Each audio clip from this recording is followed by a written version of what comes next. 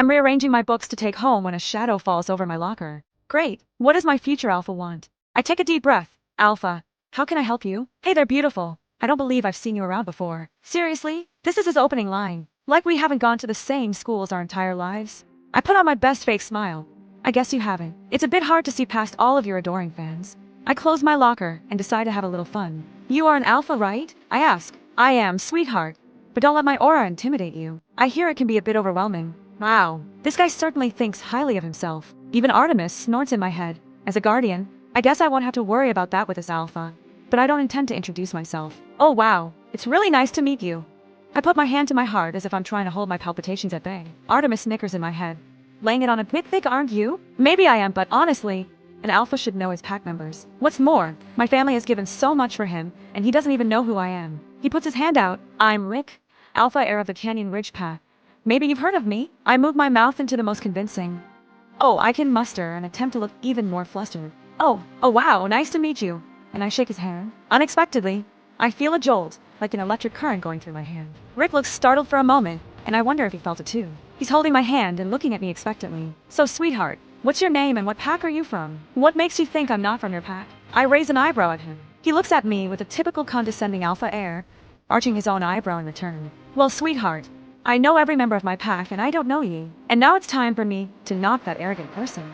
I lean into him and get up on my tiptoes, bringing my mouth up toward his ear. Well, obviously you don't know every member.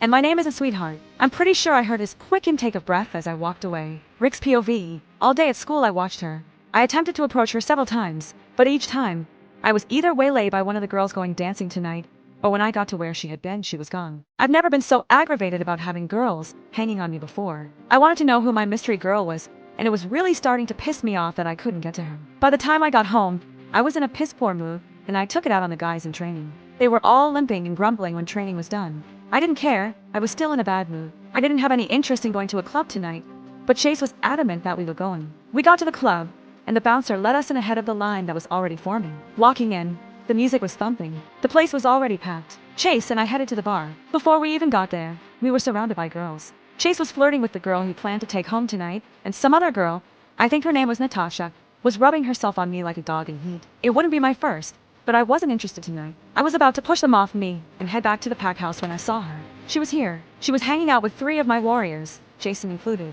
I watched as her eyes traveled the room, taking it in, until they landed on me and stopped. That electrical free zone was there again. She averted her gaze and grabbed a shot before talking to Jason. Kai stood up in my head and grumbled watching their interaction. Easy, Kai. They're acting like friends, not lovers. He continued grumbling, stating, I don't like it. It was then that Jason turned his head and looked at me. So, they were talking about me. I smiled. I liked that she was talking about me. It meant, at some level, I was in her head. Natasha took my smile as approval for her hand running down my chest, and she proceeded to attempt to slide it under my shirt. I grabbed it before she could, and without looking at her, pushed her hand back to her side. I watched as my mystery girl went out to the dance floor with Jason. She immediately began swaying her hips to the music. Damn, that girl is hot. I felt my dick getting hard watching her, and Kai started pacing in my head. He didn't like her surrounded by guys while she was wearing that hot as fuck outfit and swinging her hips for everyone to see.